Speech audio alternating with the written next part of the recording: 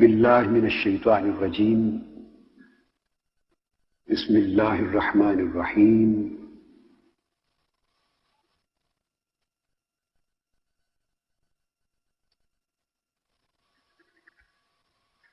इन्नस समअ वल बसर वल फुआद कुल्लु ज़ालिका कान अन्हु मसऊला। वक़ाल अल्लाहु तबारक व तआला इन्नन नफ्स लअम्मारतुम बिस्सू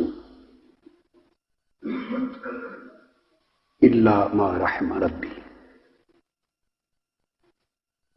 वक़ाल अल्लाहु तबारक व तआला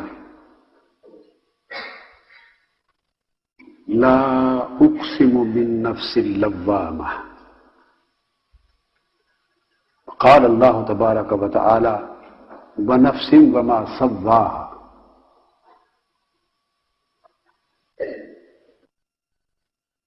वक़ाल अज़्ज़ व जल्ल फ़अल्हमहा फ़ुजूरहा व तक़वाहा। वक़ाल अज़्ज़ व जल्ल क़द अफ़लह मन ज़क्काहा व क़द ख़ाब मन दस्साहा। वक़ाल अज़्ज़ व जल्ल या अय्यतुहन नफ्सुल मुतमइन्ना इरजिई इला रब्बिक रादियतम मर्दिय्या फदखुली फी इबादी वदखुली जन्नती। वक़ाल अज़्ज़ व जल्ल यसअलूनक अनिर रूह कुलिर रूह मिन अम्रि रब्बी। वक़ाल अज़्ज़ व जल्ल व यअलमु सिर्र व मा अख़फ़ा। वक़ाल फ़ी मुक़ामिन आख़र इन्नी ख़ालिक़ुम बशरम मिन सलसालिम मिन हमइन मस्नून। वक़ाल फ़इज़ा सव्वय्तुहु व नफ़ख़्तु फ़ीहि मिन रूही फ़क़ऊ लहू साजिदीन। सदक़ल्लाहु मौलाना अज़ीम। Respected shuyukh of ilm and all of my brothers and sisters, we are going to have a dars of Mesnevije of Maulana Rum radiyallahu ta'ala anhu. You know, I said radiyallahu ta'ala anhu, I uttered these words with Maulana Rum, whereas he is not a companion, he is a saint, one of the great Sufis and great saints of Ummah. And when we say radiyallahu ta'ala anhu, you should keep in your mind that there is an ijma of ulama and fuqaha and muhaddiseen and a'imma, ijma. There is no dispute among ahlul ilm that radiyallahu ta'ala anhu, these words, that Almighty Allah may be pleased with him, these words are allowed to be used for all blessed and pious people in the Ummah of Holy Prophet till the Day of Judgment. It is not just specified for the companions. There was no dispute on this subject among the scholars, but unfortunately in our days, because of lack of knowledge, lack of proper comprehension and lack of proper understanding, some people, because of their ignorance, lack of knowledge, they just create some difference of opinion on this issue for nothing. And this view is based on the text of Holy Quran, whereby Almighty Allah says, radiyallahu anhum wa radu anhu. And this is applied for all mu'mineen up to the Day of Judgment. So we are going to have a dars of Mesnevije today. And I have recited some selected verses of Holy Quran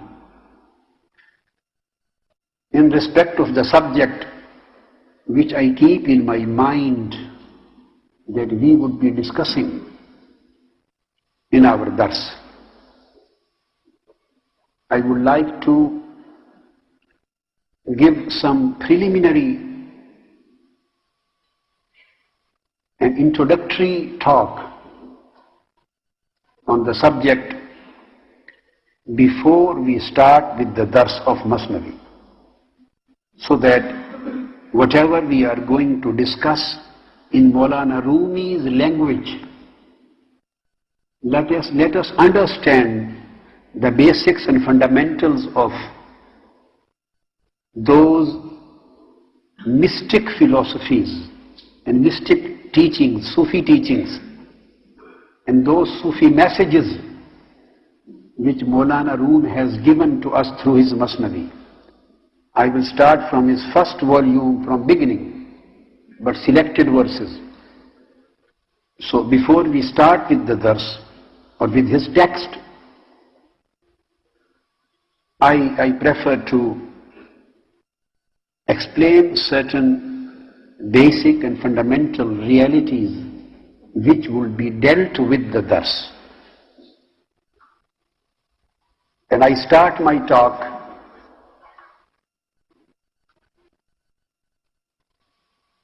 with tawfiq of Almighty Allah from the verses which I have recited. When Almighty Allah decided to start the human history on this earth, on this planet, and He wanted to build a city of human body, city known as human body, because there are many inhabitants who are living in this city of human body. Human body is a city. Like other cities on this world, there are thousands and millions of people living in that city. In the same way, in the city of human body, there are many inhabitants living in here. When Almighty Allah decided to construct this city, He said, Inni khaliqum basharam min salsalim min hamaim masnoon. So I am saying that this human body which was declared bashar,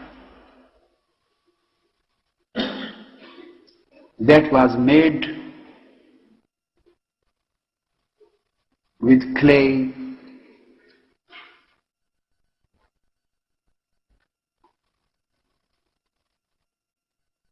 with mud, which included water, and effects of sun and fire. Certain elements, there were certain ingredients and constituent elements which constituted this whole city.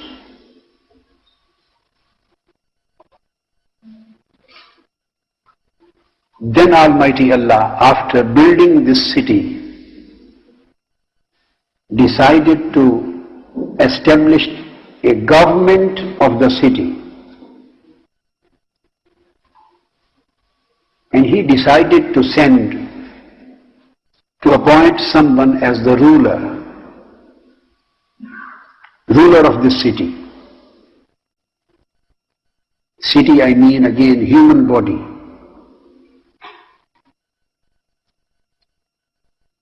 And that ruler must be his deputy, Allah's deputy, Allah's vicegerent, his Khalifa,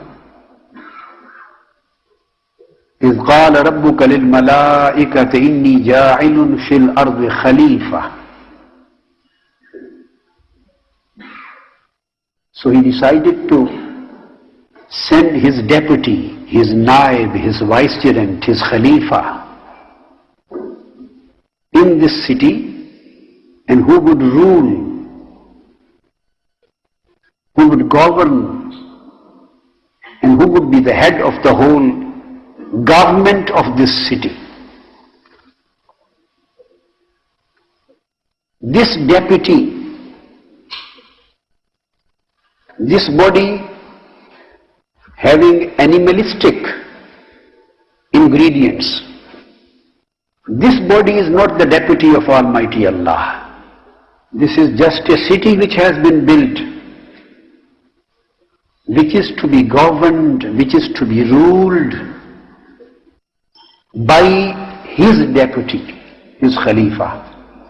And that Khalifa, which was sent to rule the city, is known as Ruh, the spirit.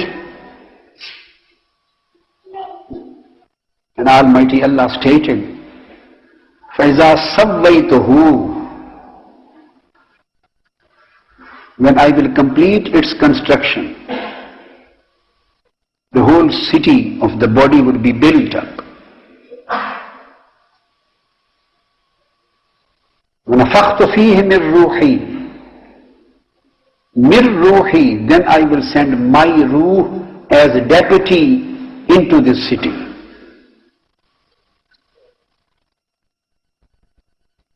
فَقَعُوا لَهُ سَاجِدِينَ, and he asked the angel, when my deputy comes into this city and takes over the charge and comes into power and takes over the charge of the city as the ruler,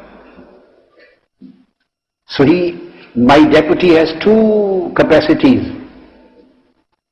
In my connection, he is my deputy, my representative. And in its own capacity, being in the city of body, he is the ruler, king of the city. So Almighty Allah commanded the angels, when I will send my deputy as the ruler of the body, and my deputy, the ruler, will come into the city, then you have to prostrate. فَقَوْا لَهُ سَاجِدِينَ. So this prostration and sujood was not for the city, was not for the bashar, was not for the animalistic body, was not for the dust, was not for the clay. This sujood and prostration was for the ruh, the deputy sent by Almighty Allah. The angels were asked to show their reverence, respect for his ruh. So when the ruh, the spirit, was made the ruler of the city of this body, so whenever a ruler is appointed, so always a capital for their city is needed, which becomes the seat of the ruler. It becomes the seat of the king, or a palace, a president house, a prime minister house. A house and the palace for the king, for the ruler, for the head, is always needed, which should be known as seat of the ruler. This is, as London is the capital of the UK, and here is a palace for the king, for the queen. Here is a house and residing place for the head. So heart was made the capital of that city. Heart was made the capital of that city. So heart became the center of that city. Center means capital. That's why since the heart was made the capital and the center and the seat of his deputy, it was made the palace. And that's why Holy Prophet sallallahu ta'ala alayhi wa sallam stated, Inna Allah la yanzuru ila amalikum. Inna Allah la yanzuru ila suwarikum wala ila amalikum. Walakin yanzuru ila qulubikum wa niyatikum. That Allah, the Lord, looks neither at you nor at your deeds.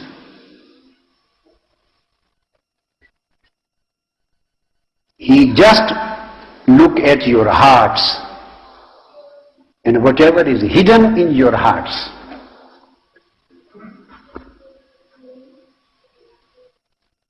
The reason is that his deputy resides in the heart.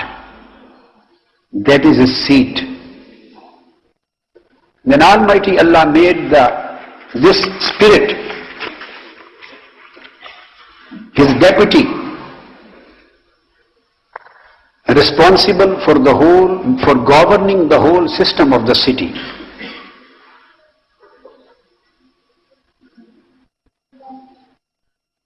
When I speak of heart,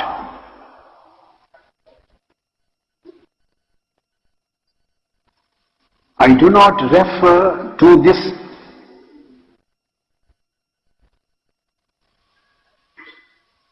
physical heart. I do not refer to this vegetal heart. I do not refer to this piece of meat. I refer to the spiritual heart. And that heart has been placed in the heart. Otherwise, this piece of meat, the vegetal heart, the physical heart,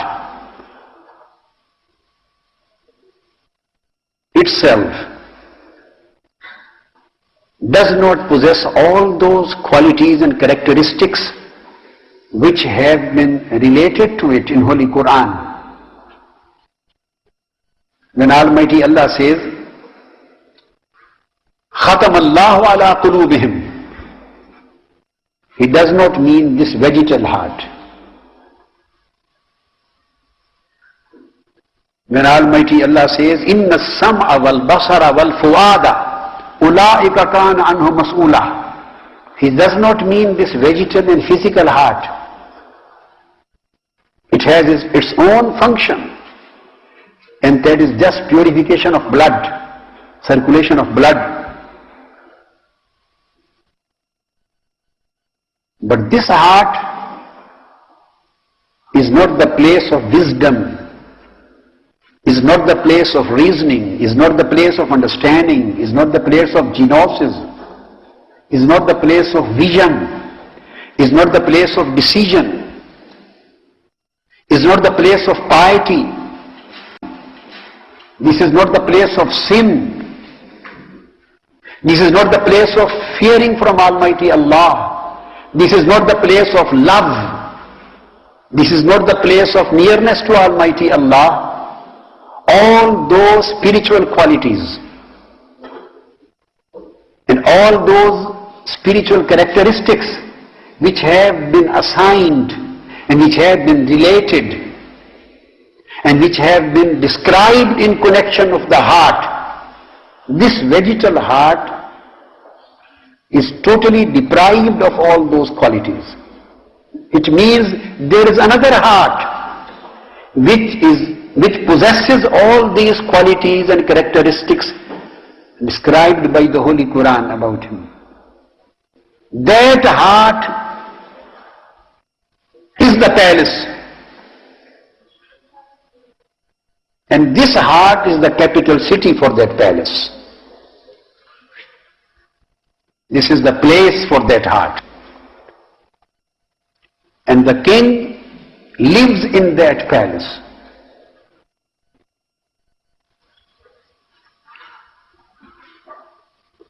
Because Almighty Allah, if you take away all these spiritual qualities and characteristics and understanding and vision and piety and all these spiritual characteristics and qualities, if you take away from this heart and this body just becomes an animal. That's why in logic it is stated as havan and natik. It's become an animal. There is something which differentiates between this animalistic entity from humanistic entity. There is something which makes this animal a human being.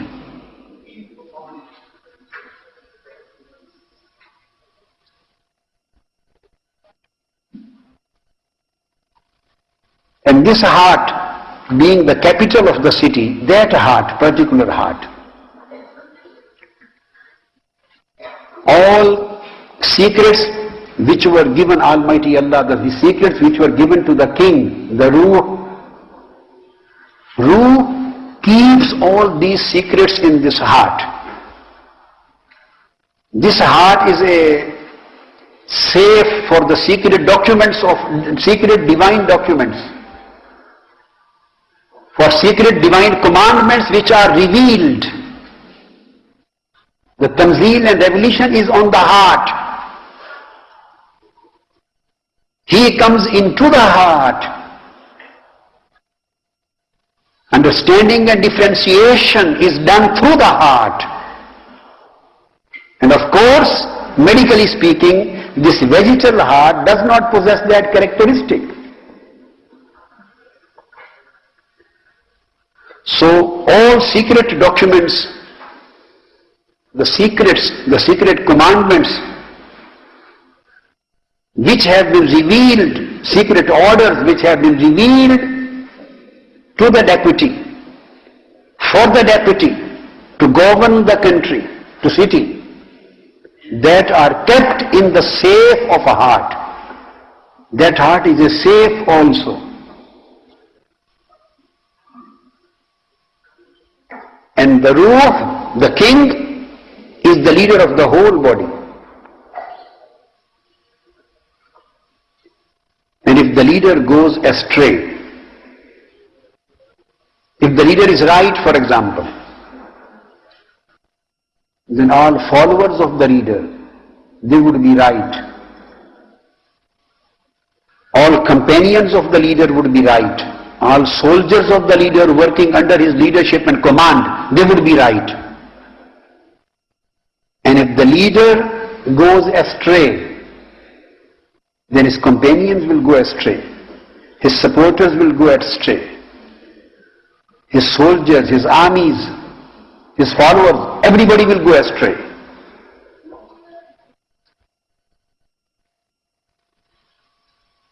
Then Almighty Allah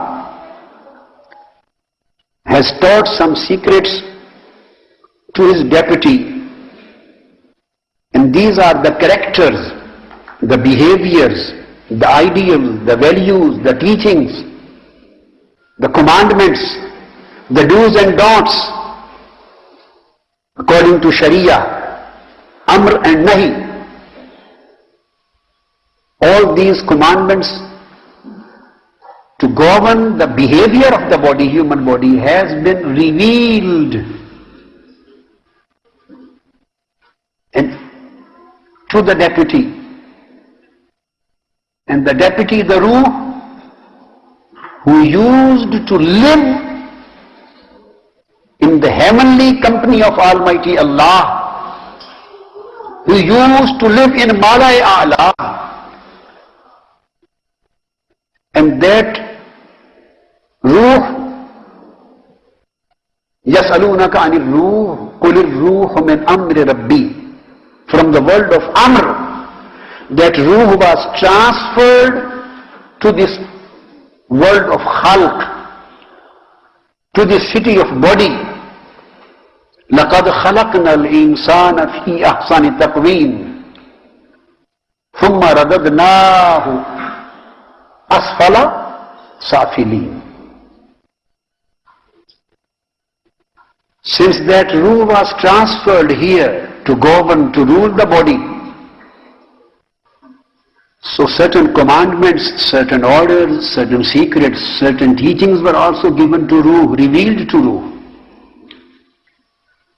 to create an atmosphere, to create a spiritual atmosphere within the body similar to the atmosphere of Al-Mala'ul A'la, so that the ruh may live there happily, which was cut off from its original company.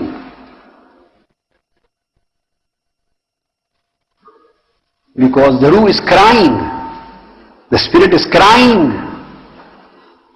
because the spirit, she has been cut off from its spiritual company, the nearness of Almighty Allah, where the angels used to live, where other spirits used to live, where always the lights of Almighty Allah were showering on them,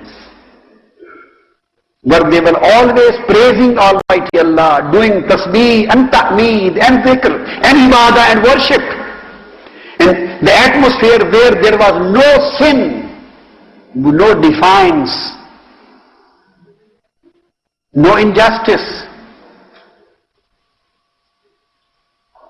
no act of disobedience, where there was just piety and pious atmosphere.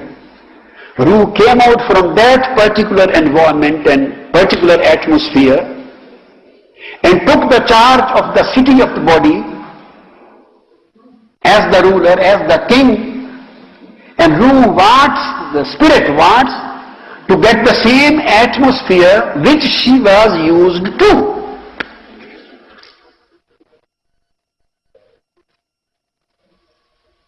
That's why Almighty Allah sent some commandments to rule the body. If you enforce all these commandments, or if you enforce all these commandments, these teachings,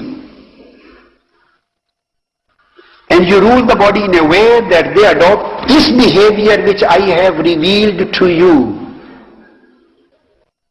then al-insanul bashari from inside will look like al-insanul malaki.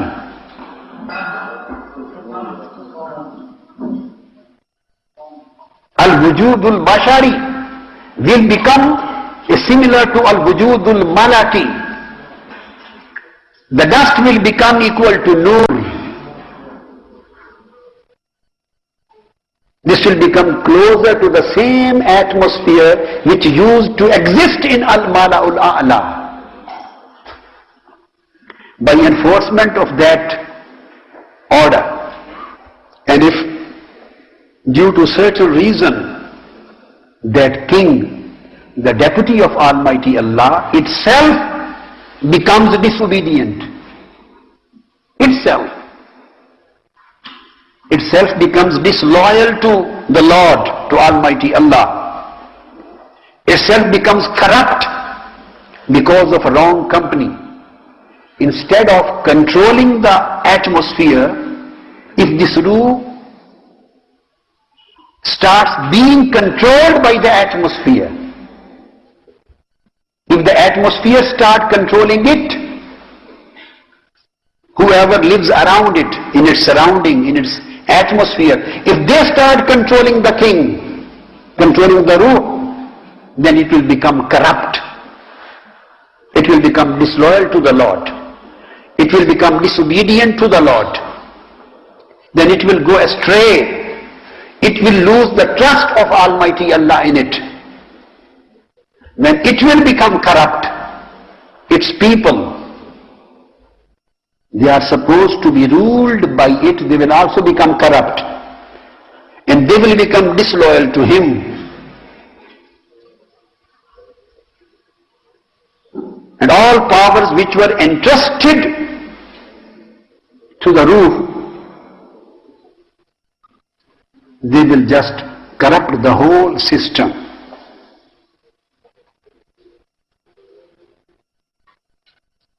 Now, for this purpose, certain windows were created in that palace to watch what is happening in the capital, what is going around in the palace.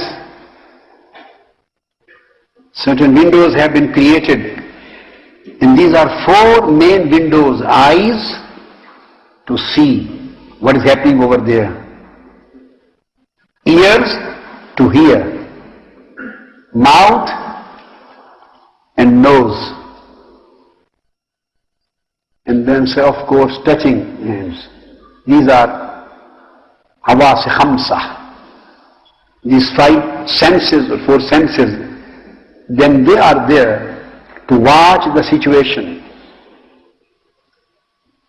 and they work as secret agencies of the king. They keep on sending informations. Eyes keep on sending informations. Ears keep on sending informations. Nose and touching senses keep on sending certain informations. To whom? Who is heading the secret agencies? Who is heading these organs? Who is receiving these secret informations from the senses, from the organs, from the workers?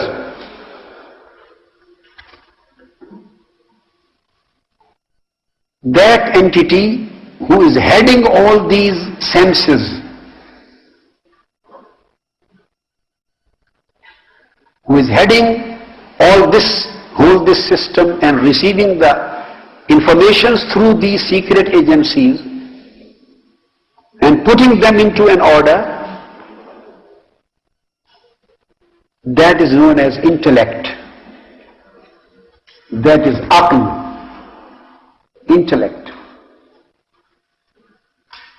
And intellect has been appointed as Prime Minister of the king. Aql, intellect, is the Prime Minister and Chief Advisor to the king. So all informations gathered by the senses, because these are the workers. These are secret agencies, secret workers.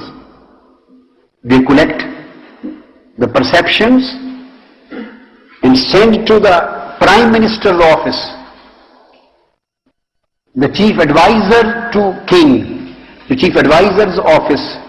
These perceptions go there, and these perceptions and basic informations are received by the intellect, and intellect converts these perceptions into conceptions.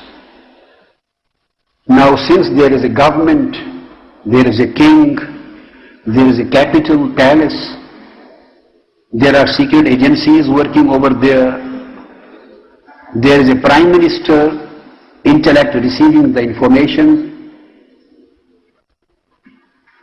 So in every government there is an opposition leader too. There is no government without opposition. Because Almighty Allah has created the government of our body as a democratic government. Democratic government. It is not like the empire. It is not like the dictatorship. This is a democratic government. So he has appointed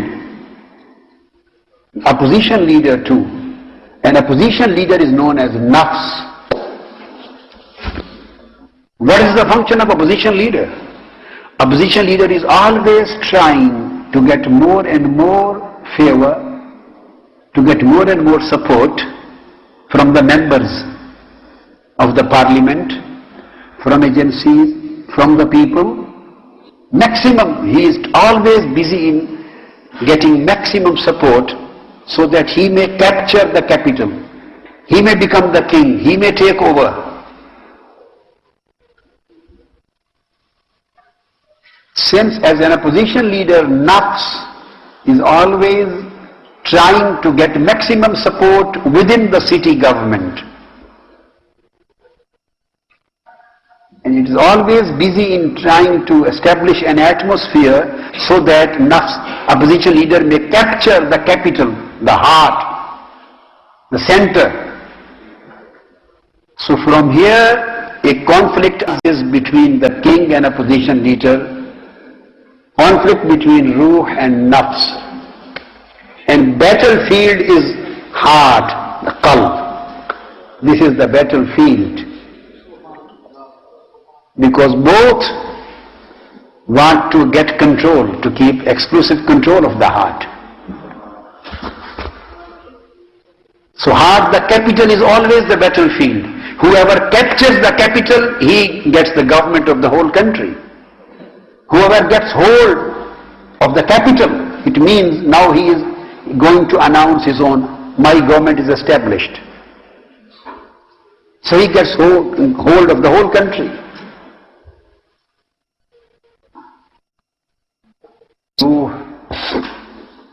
And heart has become the battlefield. Ruh, the spirit, because it has come from the spiritual world. The deputy of Almighty Allah, the real ruler, it has its own armies. Pious armies. And nafs has its own vicious armies.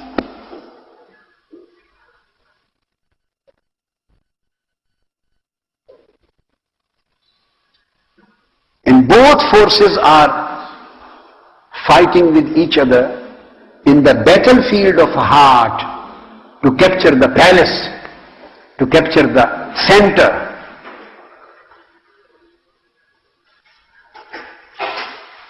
In this particular situation,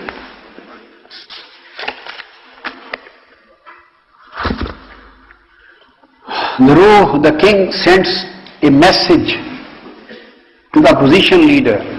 Why are you fighting with me? Why don't you live in your own limits?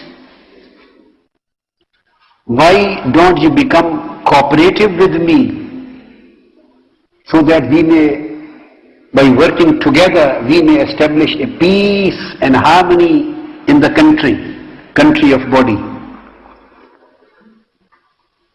We may establish a peaceful society. Why don't you cooperate with me? Sends a message through his prime minister. The intellect, the prime minister, the chief advisor to the king, Ruh, goes to the opposition leader, the nafs, and has continuous meetings, a series of meetings with the opposition leader, the nafs, frequent meetings with the nafs. Nafs is a very attractive opposition leader, very attractive. Nafs has many attractions to offer. Many attractions to offer because nafs belongs to this world and ruh belongs to that world. Whatever ruh can offer, that is in unseen, that cannot be visualized, that cannot be perceived, that cannot be easily conceived. Whatever ruh the king offers, he offers and promises the things which at present are in unseen. And whatever the opposition leader, the nafs, offers, everything which he offers is readily available. So with these frequent meetings and sittings with the nafs, the prime minister and chief advisor of the king is also detract. And the intellect is also deceived and falls a prey to nafs. And intellect is also influenced by nafs. When intellect, the Prime Minister, the head of the organizing departments, is captured by the nafs, is influenced by the nafs, is controlled by the nafs, is detract from the right path and becomes a friend of nafs and starts deceiving the ruh, the king, and becomes disloyal to the king. So since that day, all secret agencies and working and government departments which were working under the Prime Minister, they also get a message from Prime Minister to support the nafs, not to support the ruh. Because now the chief advisor is with the opposition leader. So all departments which were working under him will also support him. So one by one are leaving the king, the ruh, and gradually one by one all are going towards the side of nafs. And the ruh, the king, is becoming isolated in this whole country. It is becoming isolated.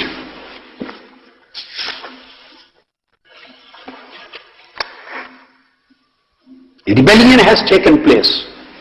A revolt has taken place. The ruh has started crying and screaming. Has started crying and screaming. There is nobody to assist him. There is nobody to work with him. There is nobody to understand him. There is nobody to talk with him. There is nobody to work with him.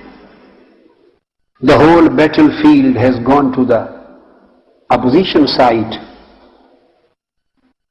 And since intellect is captured and influenced, so the center, capital seat, is also captured by the nafs. Heart also becomes under influence of nafs. When this whole incident takes place and the ruh feels itself isolated in this world, the ruh starts crying. Ruh starts crying. And this is the point where Maulana Rumi starts. Vishnu azme chuhi kayat mi kunad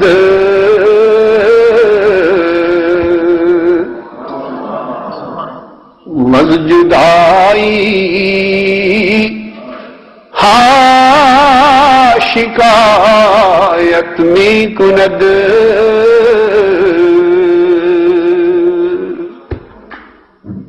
We will come to this part. We will start it. What Maulana Rumi has said. His first verse is, listen to Ruh, why is she crying?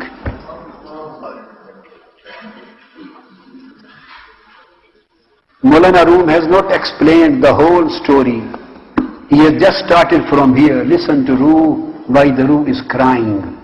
I wanted to give you the background to make you understand what is the language of Sufiya and Awliya. When the Ruh feels isolated in this world, she screams, she is screaming, she is crying. Now summarizing the whole thing, now I am summarizing the whole story in a bit different way, but the same thing. I want to give you the summary. All these senses in our body. They are the workers of this government. All organs, the eyes are the workers. Ears are workers. Tongue is a worker. Hands are the workers. Belly, feet, sexual organs, all these organs of our body are the workers. And they have been entrusted with specific functions. They have been bestowed with specific functions. These are the functionaries of the government. Functionaries. But the functionaries and workers can't work on their own. There should be some guardian on them. There should be some guardian on them. So guardian over these workers are the senses. Senses, the hawas, are the guardians of the organs, which are known to be the workers and functionaries of this government. Then all these senses, they guide and they control the workers and functionaries, the organs. That's why whatever any sin takes place, it begins with the eyes, because eyes are the original workers. Or the ears.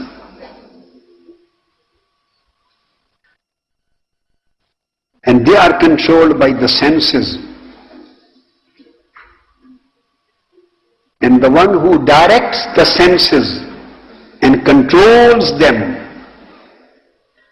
that director or that controller, that is the conception which I told you. That is the conception. Conception itself is not able to differentiate between right and wrong. It again needs some guardian, some head to differentiate between right and wrong. And the director working in that conception is the thinking. That is the thinking which is fikr, which is sometimes fikr, which is sometimes a khayal, which is sometimes khatra, thinking, which becomes sometimes niyyah, which becomes sometimes irada. Motive then becomes intention. Step further. If it comes and goes, keeps on coming and going, it remains khatra. This is a term of tasawwuf and suluk. Keeps on coming and going. And if it resides, does not come and go. That was the time when you were supposed to cleanse yourself, when you were supposed to get rid of that khatra, that danger. That was the time when you were supposed to control yourself, when you were supposed to discipline yourself, to protect yourself, to safeguard yourself. When your enemy was coming and going, khatra. But since we didn't control at that time, we didn't close the door, we didn't throw that enemy out of our house of our thought, we didn't throw it out, we didn't stop it coming, we didn't notice it, we didn't safeguard ourselves, we didn't speak to our sheikh, we didn't speak to our medical consultant, we didn't speak to our murabbi, we didn't speak to any specialist, that here is a thing which is constantly coming and going, always, every day it comes, this khayal, a wrong thought, a wrong idea, always comes as a flash and goes away, comes in my mind and goes away, comes in my mind and goes away. That is the proper time to control, proper time to save yourself, and proper time to protect yourself. And we never take notice at that time. We always remain very relaxed. So by frequent visits, when it keeps on coming and it is not stopped, through frequent visits, then it is converted into himma.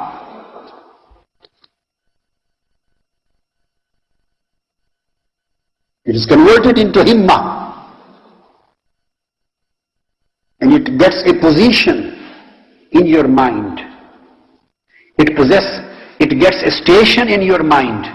It gets a house of residing place in your mind. But that is still temporary. It is still not permanent. It is living there as a tenant. It has not become the owner of the house. You can still dislocate it straight away as the first step of his act. Does a person commits the sin? Or this sin, before it is committed, undergoes through a process and various stages. Definitely it undergoes a process and various stages. The first stage is known as al-khatra. And in suluk and tasawwuf and ma'rifah, these are khatarat.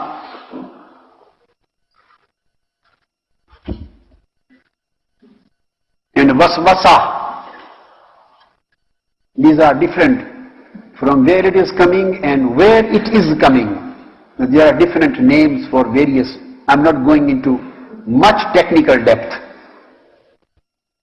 So that is the proper time to stop, to fall under the influence of that khatra. You know, the people in general common language say there is a danger. So the best way, the best policy is to stop the danger, to protect yourself from the danger. Instead of just putting yourself to a position to face the danger. That is better, or it is better just to protect yourself from danger. It is much easier, but we never protect it. We never protect ourselves at that stage when it was easy to protect. Then it becomes himma. It becomes full-fledged concept. It becomes full-fledged thought. It becomes an idea, a concept, a view. It starts living in your mind as a tenant. Still you can get rid of it, but now it is a bit difficult. As compared to that time when it was not residing in here, when it was just coming, visiting. So the visiting idea is khatra and residing idea is himma. The visiting one is khatra and residing one is himma. You didn't take care of that even. You didn't take care. You remained relaxed. Then it went on, various other thoughts went on supporting, and it went on gaining strength and power. Then it became niyya. Then it became niyya. When it becomes niyya, then it becomes the influential basis of any action which is going to be performed. Then it becomes difficult to root it out. And even niyya does not become an act. Then again there is a distance between the end of niyya and act. And there is something in between niyya and act, and that is irada, intention. Then the niyya is converted into intention. And when it becomes an intention, it is just about to perform the thing. It is about to become an act. and only then you perform the act.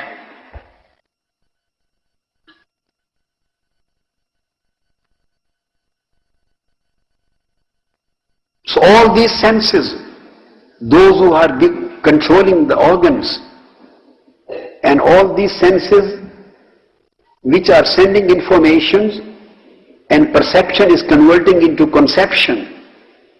At this place, from khatara to himma, from himma to irada, from irada, himma to niyya, and from niyya to irada, and from irada to fail.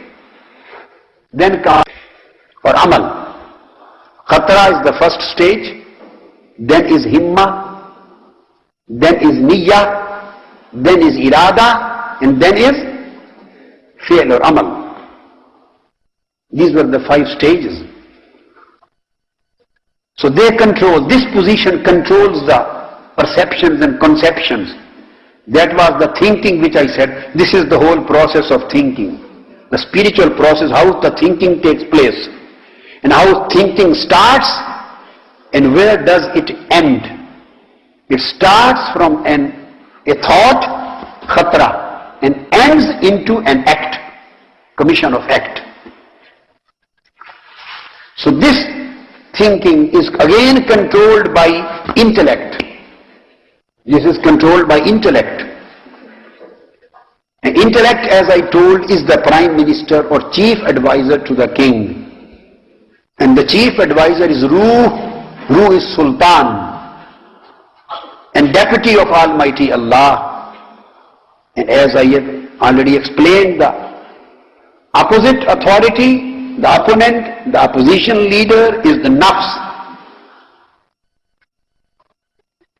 And nafs is also getting a foreign aid,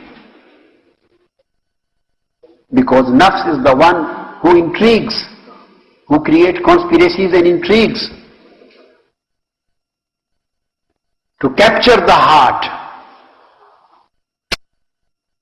and to dislocate the influence of ruh.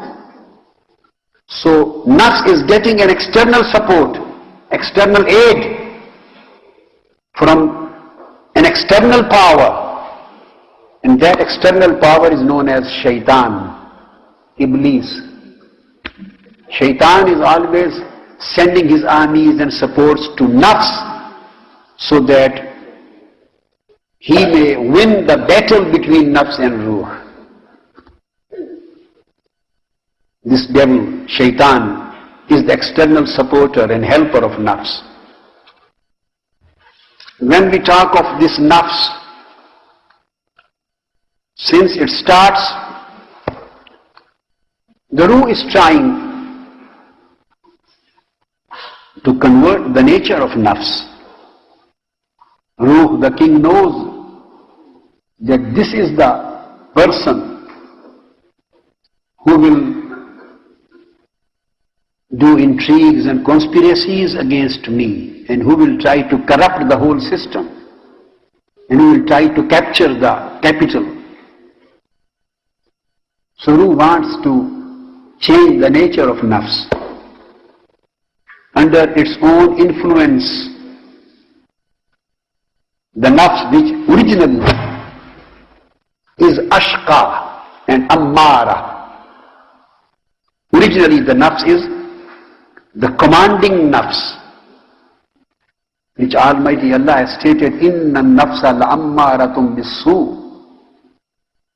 Somebody may ask, then why this evil organ, this authority, this thing was created? Just I told you, Almighty Allah has given us a democratic system in the body,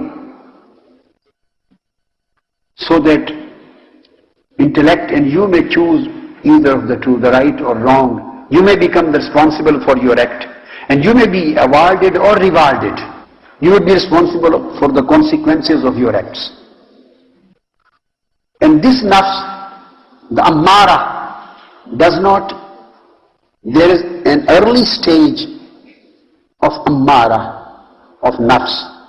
When it becomes commanding, strong, then it starts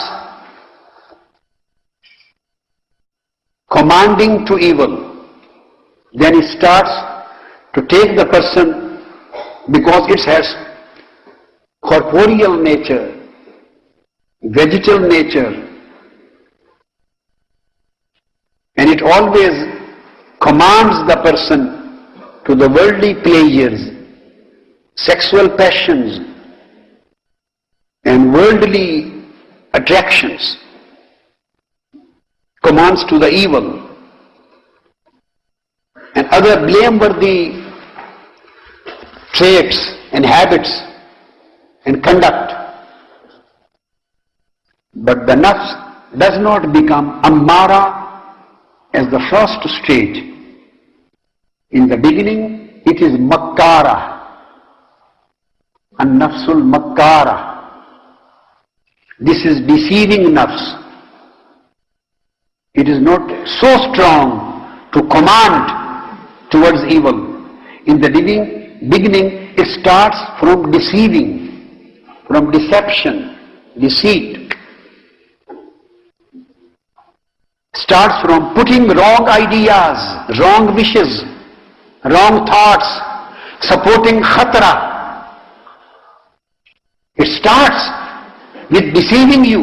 Even if you are worshipping, you are doing an act of piety, and you are intending to worship and do this particular act of piety, and you are concentrating on a particular act.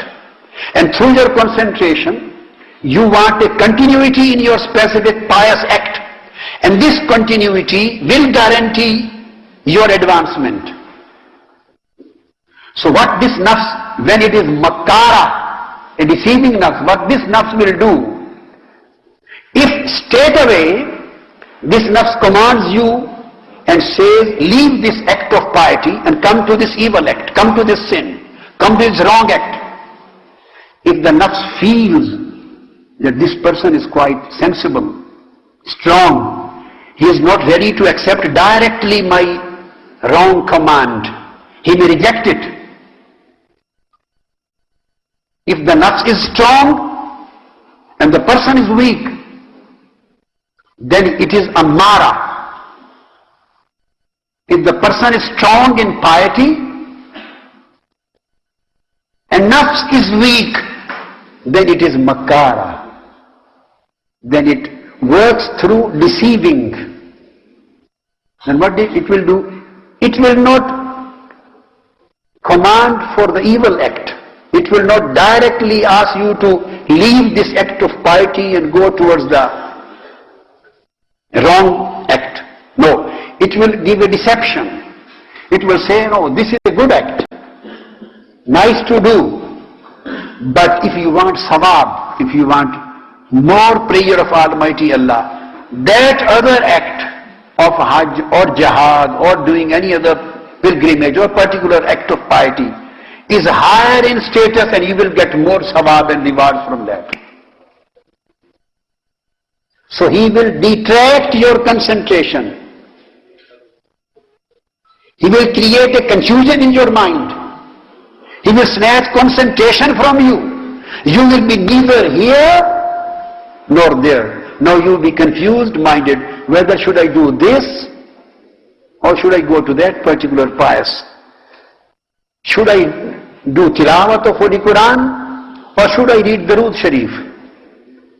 Should I go to the Hajj and Umrah or Ziyarah of any saint or the Al-Hidayah camp, or should I give this money for charity for the poor people, 200 pounds? So the deceiving nafs creates a confusion in your mind and make you indecisive by disturbing the concentration. Sometimes the deceiving nafs puts riya into your mind. So sometimes it works through deception, some deceiving, sometimes it works through commanding. If it deceives, it is an-nafsul makkara. If it commands, and it is strong enough to command, then it is an-nafsul ammara. And nafsul ammara is the one which fights with ruh. If the ruh is strong, influential, and intellect is strong and quite cooperative and having quite good understanding and sound and profound knowledge, wisdom, ilm, al-ilmun nafi', intellect. Because intellect is the advisor. That's why it is stated that Imam Malik said, Man tasawwafa walam yatafaqqah faqad tazandaq. وَمَنْ تَفَقَّهَ وَلَمْ يَتَفَقَّهْ فَقَدْ تَفَسَّقَ وَمَنْ جَمَعَ بَيْنَهُمَا فَقَدْ تَحَقَّقَ. Those who want to become worshippers, those who want to become very strong worshippers, those who want to indulge themselves in act of piety, act of worship, act of cleansing the nafs, but they do not achieve the proper, sound and profound ilm of deen, al-fiqh, al-fahm, al-marifa of ahkamuddin. They are ignorant of deen, knowledge. They remain illiterate as lots of so-called claimant of tasawwuf and Sufis, those who claim to be Sufis, but they do not possess the deep, real, true knowledge of deen and sharia and fiqh. And they are away from the sound knowledge of deen and fiqh, the sound knowledge of Quran and Sunnah. They are jahil. Al-abid al-jahil. He is a worshipper, abid, but he is jahil. He does not possess the nur of ilm. The nur of ilm which was spreaded by Holy Prophet sallallahu ta'ala alayhi wa sallam. Because the whole process of purification of nafs, the process of cleansing, the process of purification, the process of spiritual advancement, Holy Prophet sallallahu alayhi wa sallam started from Iqra, Bismi Rabbikal Ladhi Khalaq. It was started from knowledge. It was started with Yatlu alaykum ayatina. He recites the ayat, our verses unto you. وَيُزَكِّيكُمْ وَيُعَلِّمُكُمُ الْكِتَابَ وَالْحِكْمَةِ. So he starts from the knowledge of Quran. Then he purifies the nufus. Then at the same time, he provides you the deep knowledge of Kitab al-Quran and knowledge of as-Sunnah and al-Hikmah and al-Fiqh and al-Ma'rifah. وَيُعَلِّمُكُمْ مَا لَمْ تَكُونُوا تَعْلَمُونَ. And then asrar and secrets. So the process which Holy Prophet ﷺ gave to Ummah, both things go side by side. They were never detached. So those who were ulama ul batin, the ulama of batin, the specialists in tazkiyah, the specialist in ihsan, the specialist in tasawwuf, the specialist in tariqah, the specialist in marifah, they at the same time were great scholars of Quran and Sunnah and al-fiqh and of Sharia. Sharia was never detached from tariqah and tariqah was never detached from Sharia. Neither of the two was isolated. They always remained together. And those who put both things together, they achieve the truth and reality. And Imam Malik said, those who just want to achieve the blessings of tasawwuf and they remain detached from the knowledge of fiqh-ud-din, they will go astray. They will be misguided. And those who just want the knowledge of al-fiqh, ilm-u-zahir, ilm ahkam ad-din, ilm ahkam al-sharia, but they detach the ilm of sharia from ilm of tariqah and tasawwuf, the knowledge of purification, and ilm al-batin. They detach. They just want to concentrate on ilm of zahir, on the Quranic verses and ulum of fiqh and ulum of sharia and ilm of zahir.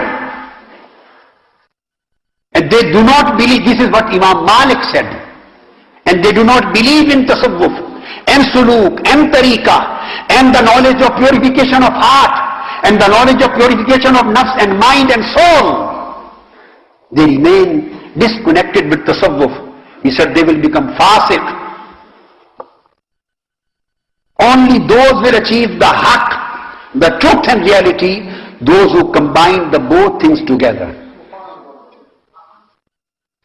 There is a great danger for both.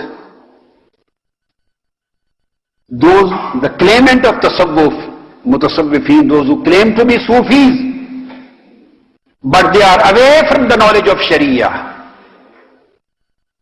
they are in a great danger. Because when shaitan will attack on them, when nafs will attack on them, they have not read anything. What are the methodologies of your enemy, of the nafs? What does nafs makkara, what he can do to you? What a nafs ammara can do to you? Which are various directions of attacking on you? And which are the ways and methodologies and techniques how a nafs can detract from you from the right path? What are the policies of shaitan? Which are the fitnas of dunya? You are unaware of these realities which have been told by Sharia. Where lies halal, where is haram, and where is shubhat? How you have to achieve the taqwa and zuhud and wara. You have never gone through these realities. You lack the knowledge. So these kind of peers and Jahil Sufis and the claimant of Gaddis and the claimant of these Piris and the Tasawwuf, they will go astray and they will misguide their followers and murids too. And on the other hand, there are hundreds and thousands of scholars in this world who claim to be the followers of Quran and Sunnah. But this Quran says, يُدِلُّ بِهِ كَثِيرًا وَيَهْدِي بِهِ كَثِيرًا. There are lot many people who are being misguided through Quran because they are deprived of benefiting from the Quran. Quran is a rain of blessings, of ilm, of marifah, of secret. But it's the same rain comes to a land, falls on a land which has been properly cultivated and the seeds have been sown into it, and there's a proper gardener looking after it, then that land will be able to get benefit of this rain. Then the flowers will come out. Then the fruit will come out. Beautiful plants will come out. Then you will get benefit of it. And if the same rain showers on a piece of land which is full of dirt, which is not purified, which has not been cleaned, and no gardener has cultivated it, and no seed of love of Almighty Allah has been sown into it, no seed of ta'ah of Allah and marifah of Allah has been sown into it, no seed of taqwa and wara and zuhud has been sown into it. It has not been purified. قَدْ آدَمًا دَسَّاهَا. It has not been purified. And the same rain showers on that piece of land, it will create hundreds of diseases and illnesses and infections. So those who just want to become the followers of the ulum al-zahiriyya, Quran and Sunnah, and they talk of imams, and they talk of fiqh, and they talk of the books, and they are against Sufiya, the protectors of qulub, the protectors of arwah, the protectors of the purification of heart and purification of soul, those who are specialists of the purification and cleansing of heart and soul and spirit. And those who do not get the ma'rifah and the knowledge from them, then ilm al-zahir will detract them and they will again be misguided.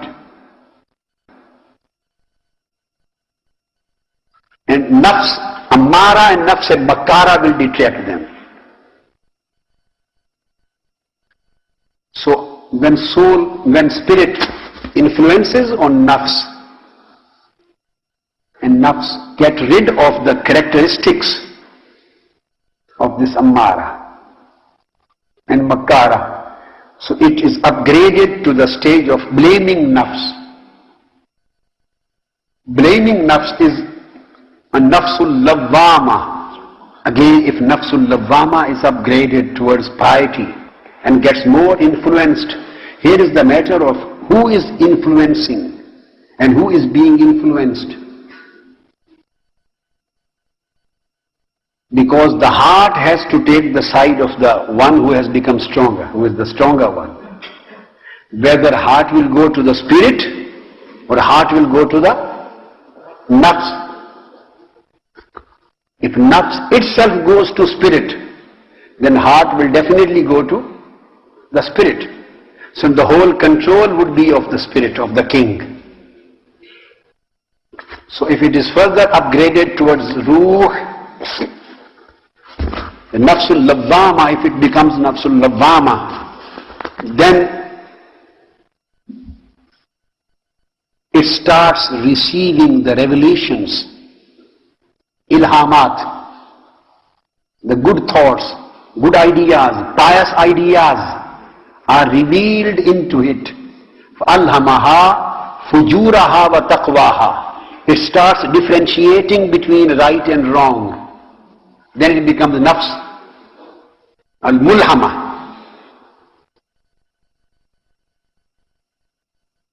Because some say al-mulhama because revelation, it receives the revelation. And some says mulhima, that it gives the revelation and thoughts and ideas.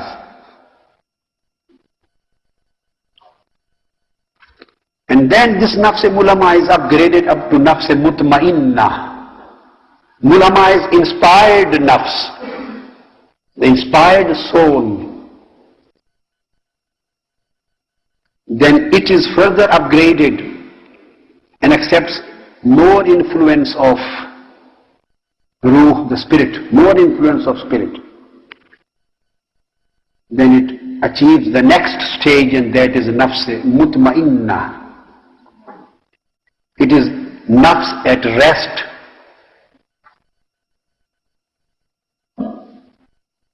It totally associates itself from the blameworthy attributes and characteristics and sinful tendencies, and it becomes sound and profound and satisfied with act of piety and Allah's pleasure. So in the prior stage, nafs assumes the stages of intellect, and when it becomes nafs mutmainna, it resumes the state of qalb, and they become in one line with the ruh. Nafs, qalb and ruh becomes in one single line, one sequence.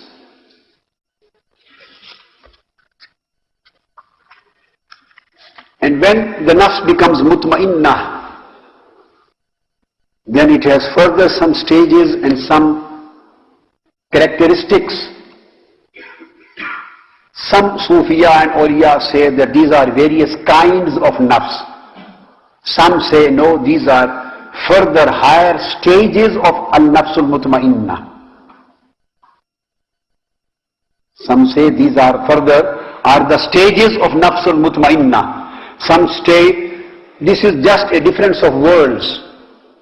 Some say these are not the stages of nafsul mutmainna. At every new stage it acquires a new name, new position, new nature, new status. So after nafsul mutmainna is the nafs at rest. When the nafs starts returning, this is very important point, when the nafs starts returning towards the Lord.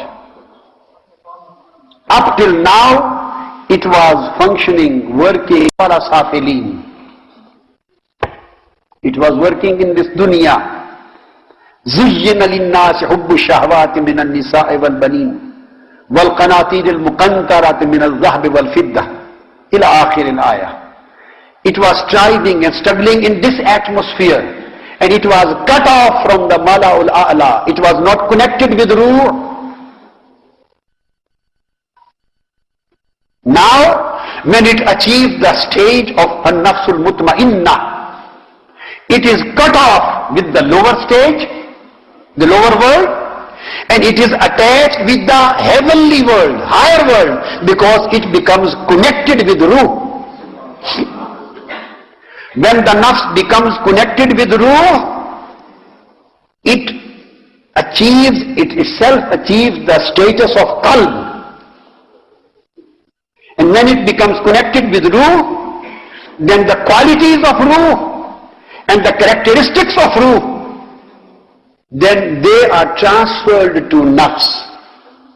And here the nafs starts returning back to the Lord, to the place where it came from, to the origin of Ruh and origin of everything.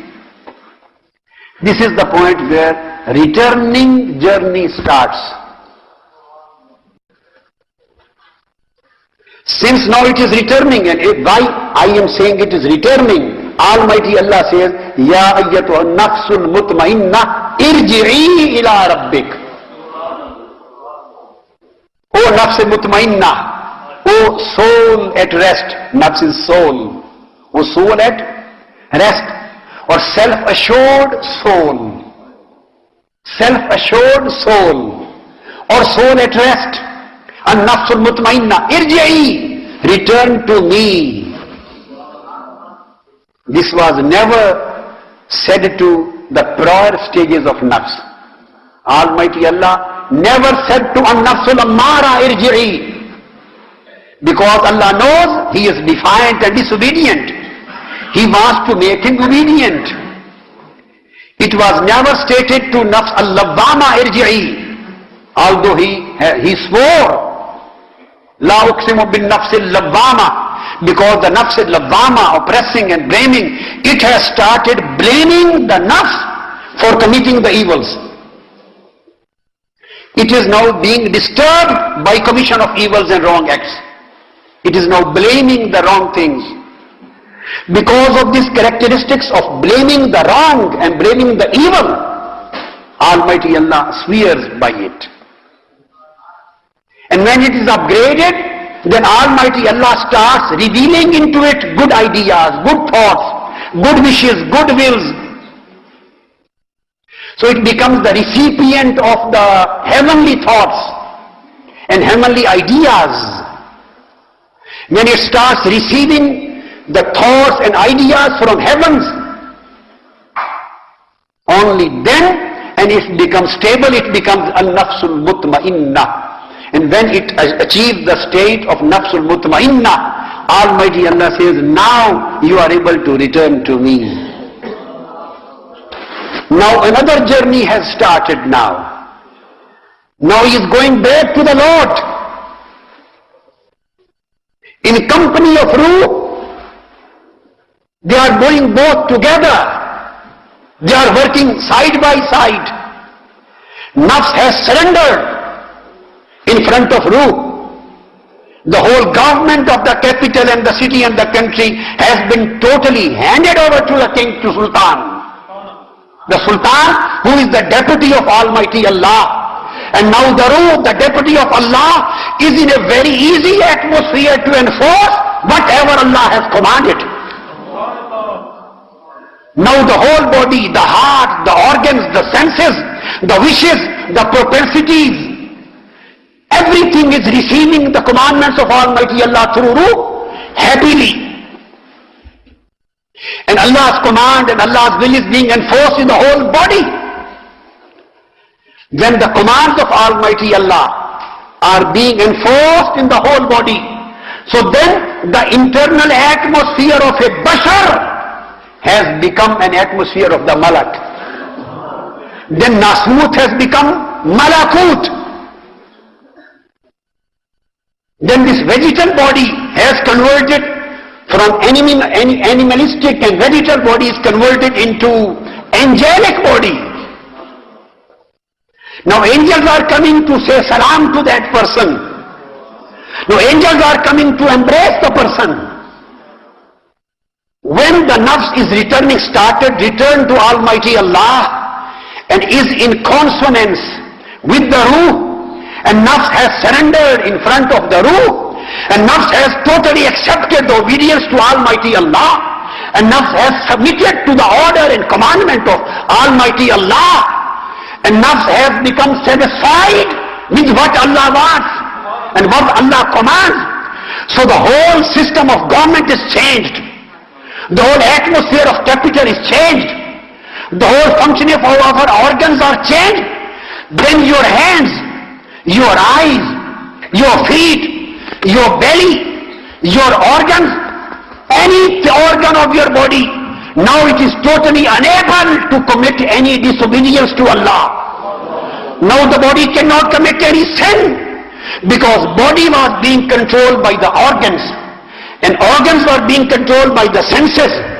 The senses were being controlled by the intellect, and intellect was being controlled and influenced by the nafs, ammara. Since the nafs is changed and has surrendered in front of the ruh, so the whole control of each and every department of the country has been given to ruh. And what is ruh? Kulir ruh min amri rabbi. Ruh is the amr of Allah. Ruh is amr of Allah. So now nafs have in fact accepted the amr of Allah. Nafs has become a reflection of the ruh. That's why the whole atmosphere. So this is the reason that a man apparently seems the same person, same eyes, same ears, same head, same body, same face, same organ, same bashariya, same vegetal entity, same apparently animalistic entity. But what change has occurred? That the same body once was kafir. The same person once upon a time was a kafir. Same person another time he was a fasik, mu'min fasik. At the same time, sometime he was zalim. Sometime the same person was muqtasid. And sometime the same person now has become sadiq. He is running towards Lord, running towards piety, running towards obedience to Lord.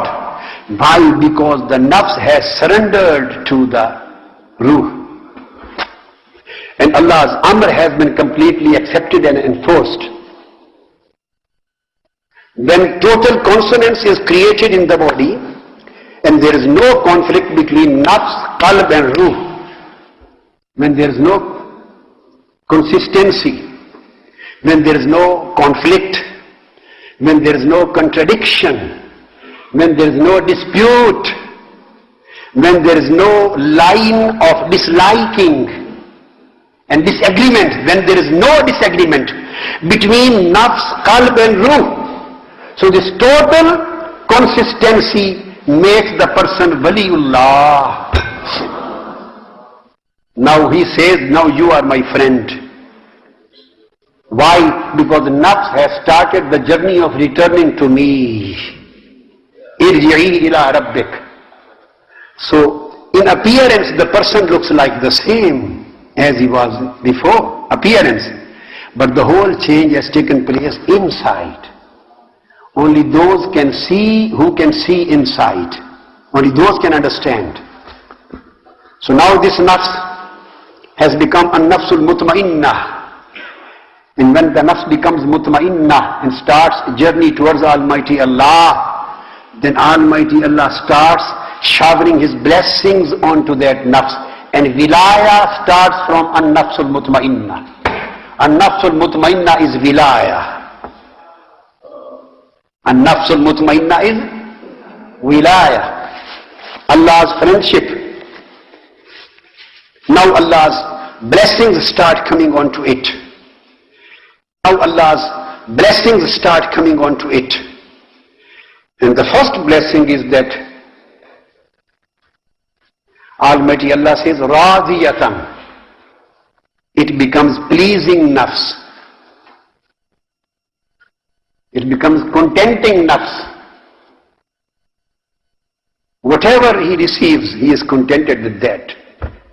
Whatever received, he is pleased with that. When he becomes radiyah, pleasing, then Almighty Allah further upgrades it and makes it mardiyah. Now you are pleased. So when the nafs was radiyah, at that time he was seeker,